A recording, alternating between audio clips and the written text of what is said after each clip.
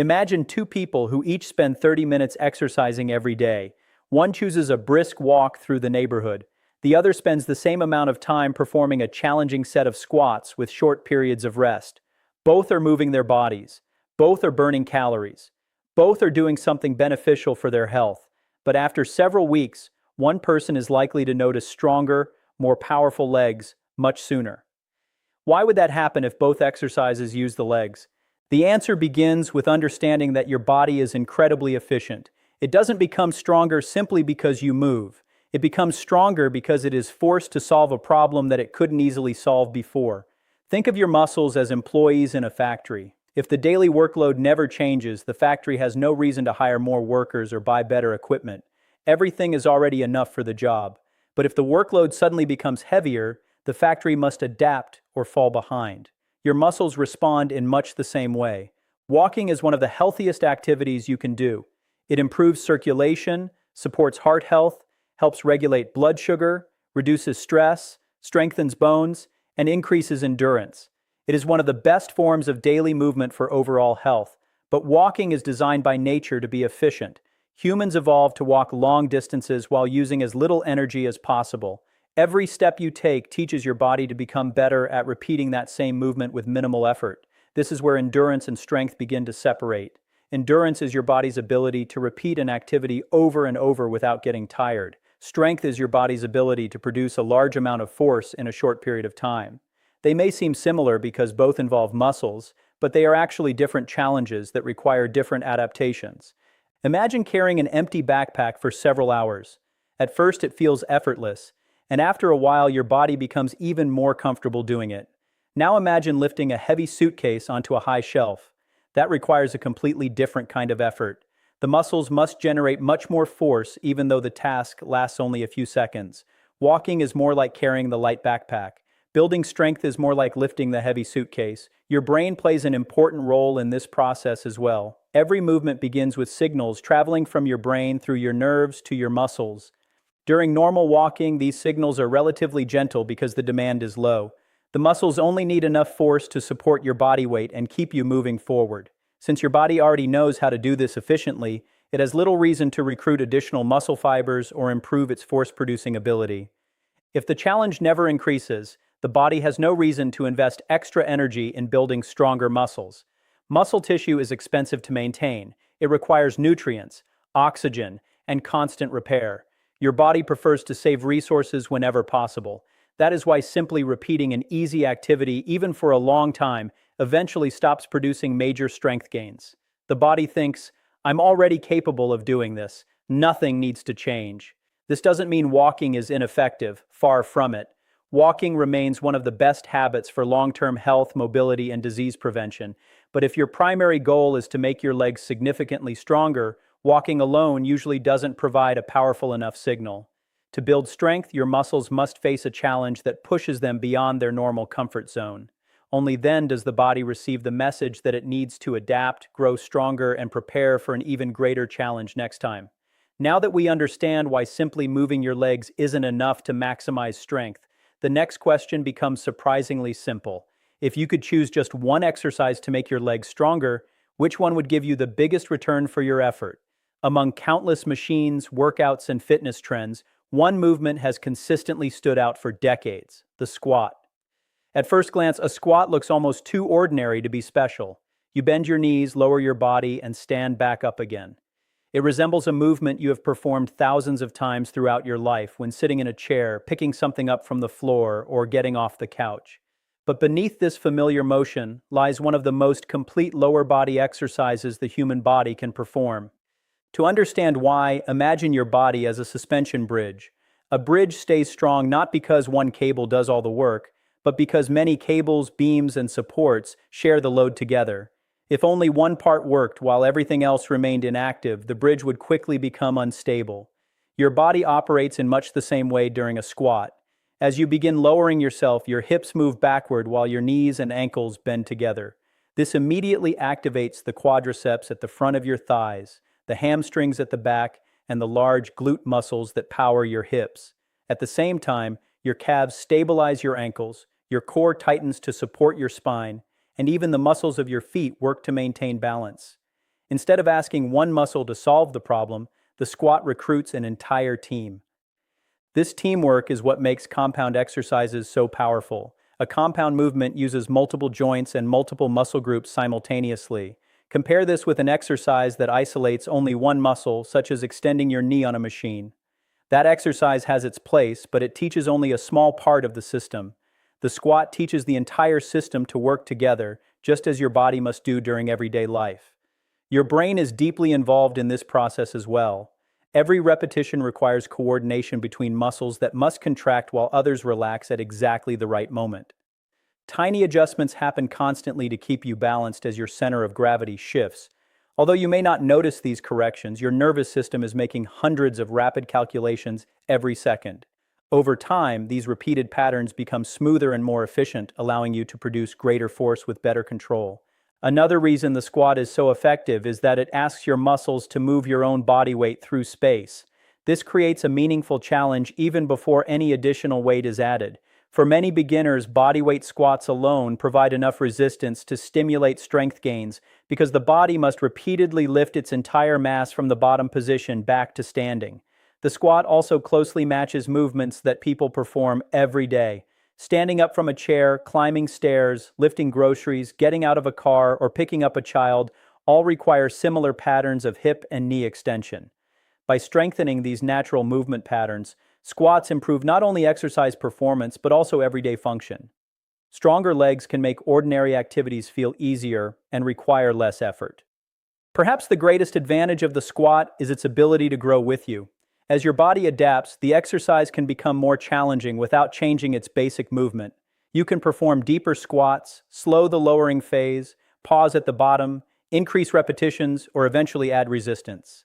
The movement stays familiar while the challenge continues to increase, giving your muscles a constant reason to become stronger.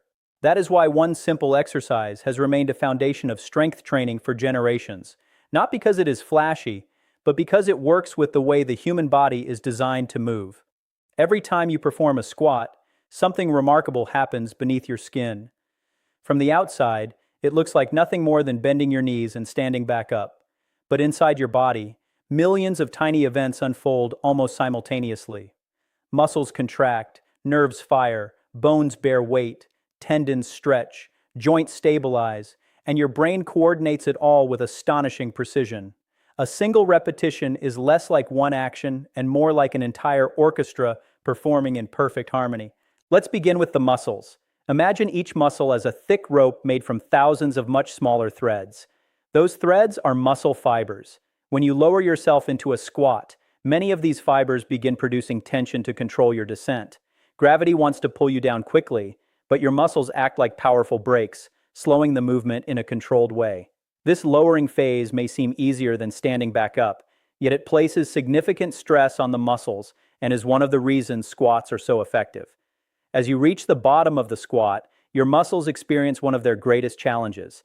Your knees and hips are deeply bent, placing the muscles under high tension while they are stretched. This position requires strength, balance, and stability all at once. Your body cannot simply relax here. Every major muscle in your lower body must remain active to keep you from collapsing. Then comes the upward movement. This is when your muscles generate large amounts of force. The quadriceps straighten the knees, the glutes drive the hips forward, the hamstrings assist the movement, and the calves help stabilize the ankles as you return to standing. Each muscle contributes a different piece of the puzzle, yet none works completely alone. But muscles cannot move unless they receive instructions. Those instructions come from your nervous system. Before you even begin a squat, your brain has already planned the movement. Electrical signals travel through your spinal cord and down long nerve fibers until they reach individual muscle cells.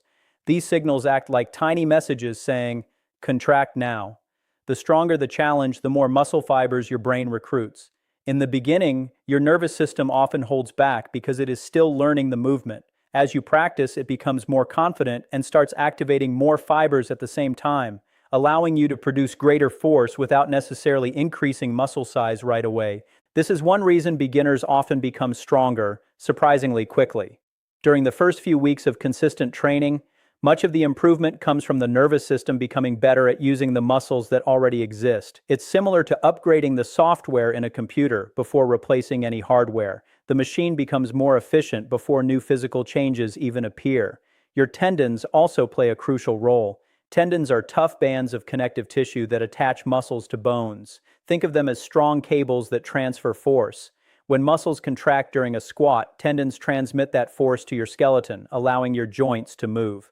Repeated training encourages tendons to become stronger and more resilient, helping them tolerate greater loads over time. Meanwhile, your bones are far from passive.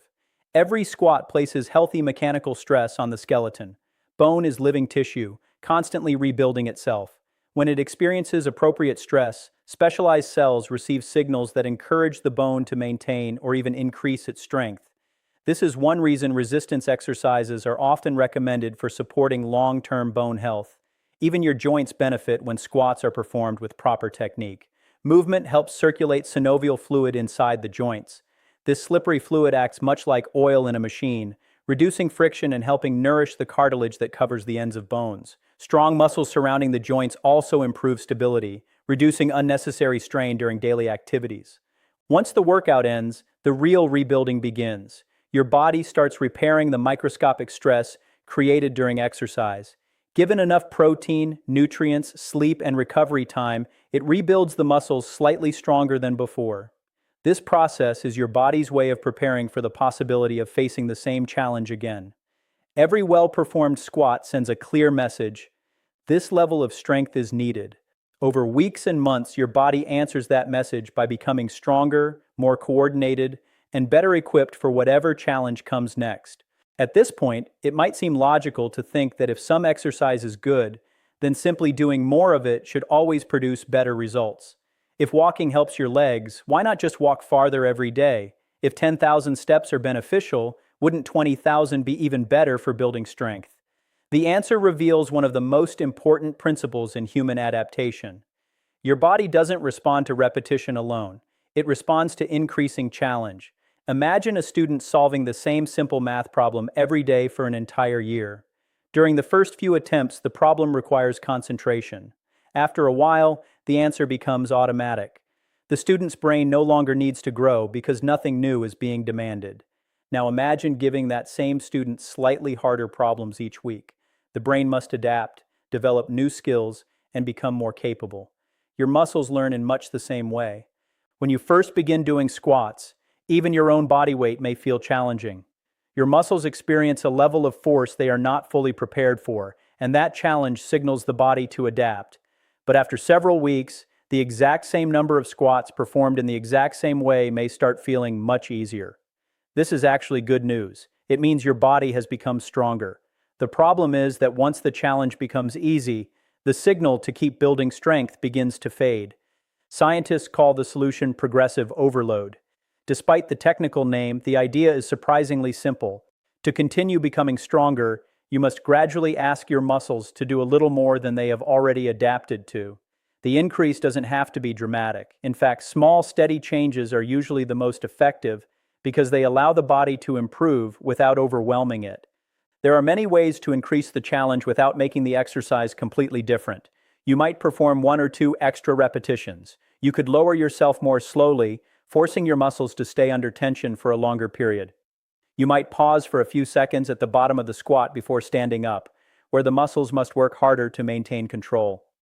As you become more experienced, you may eventually add external resistance such as dumbbells or a weighted vest. Each variation tells your body that the previous level of strength is no longer enough. Think of climbing a staircase. You reach the second floor not by taking one giant leap, but by stepping onto one stair after another. Each step is only slightly higher than the last, yet together they lead you much farther than one impossible jump ever could. Progressive overload follows the same principle. Small improvements repeated consistently create remarkable long-term results. Walking, on the other hand, often lacks this steadily increasing demand. Most people walk at roughly the same speed, on similar terrain, for similar distances each day. Once the body has adapted to that workload, every walk becomes easier. This is excellent for maintaining cardiovascular fitness and overall health, but it provides only a modest reason for the muscles to become significantly stronger. The body simply becomes more efficient at performing the familiar task instead of building much greater force-producing capacity. There is another important reason gradual progression works so well. Your muscles are not the only tissues adapting. Tendons, ligaments, bones, and even the nervous system all need time to strengthen alongside the muscles. If you increase the challenge too quickly, these supporting structures may not be ready, increasing the risk of discomfort or injury. Slow progression gives every part of the body the opportunity to adapt together, creating strength that is not only greater, but also more durable. Patience is essential because the body does not transform overnight. Every workout is like placing one brick on top of another. One brick seems insignificant. 10 bricks still don't resemble a house. But after hundreds of carefully placed bricks, a strong structure emerges. Missing a single workout rarely ruins progress, just as one brick doesn't build a wall. What matters is the steady accumulation of effort over weeks and months. In the end, stronger legs are not created by endlessly repeating what has already become easy. They are built by giving the body a reason to improve, then allowing it time to respond. That balance between challenge and recovery is what turns ordinary movement into lasting strength, and it is why gradually increasing the difficulty of squats can produce results far more quickly than simply adding more steps to your daily walk. Knowing that squats are one of the most effective exercises for building stronger legs is only part of the story. How you perform them matters just as much as whether you perform them at all. A well-executed squat allows your muscles to do the work they are designed for, while poor technique can shift unnecessary stress to other parts of the body. Fortunately, the goal isn't to achieve perfect form on the first day. It's to move with control, improve gradually, and let your technique become stronger alongside your muscles. Imagine learning to write with your non-dominant hand. At first, every letter feels awkward and unsteady. Your movements are slow because your brain is carefully controlling each one. Over time, the letters become smoother without you consciously thinking about every stroke. Squats follow a similar pattern.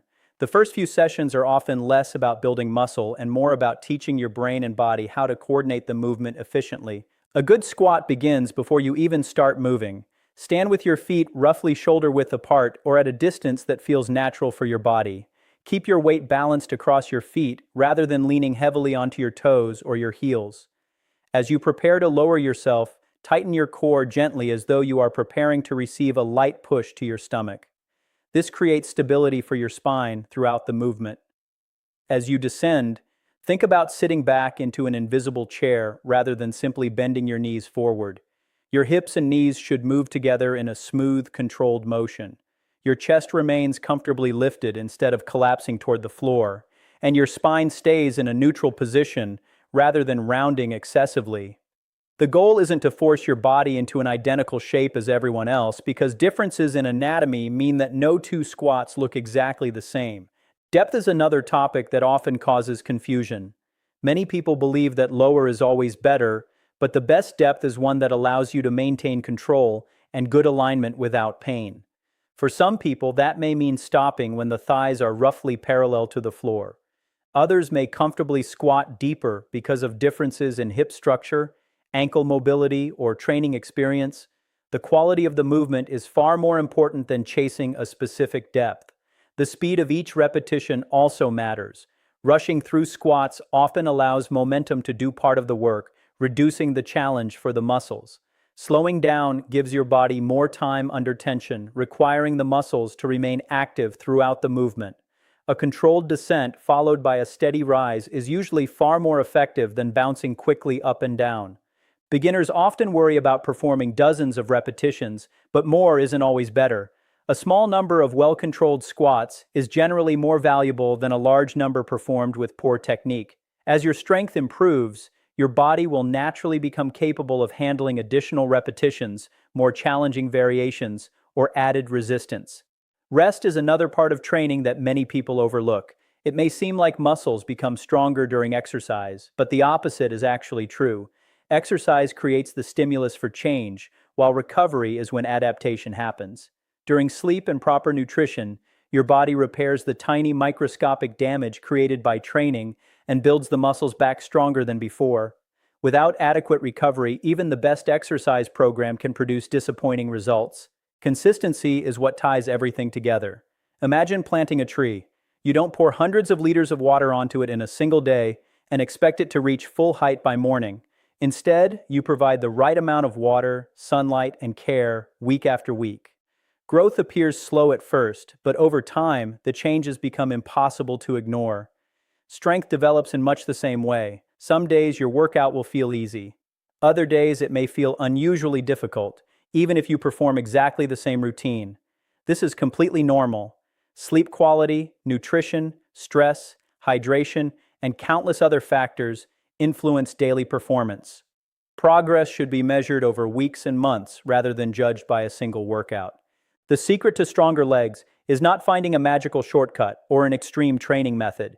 It is mastering one simple movement, performing it with good technique, increasing the challenge gradually, allowing your body to recover, and repeating that process consistently. While dramatic transformations often capture attention, lasting strength is usually built through small improvements made over and over again until those improvements become part of who you are.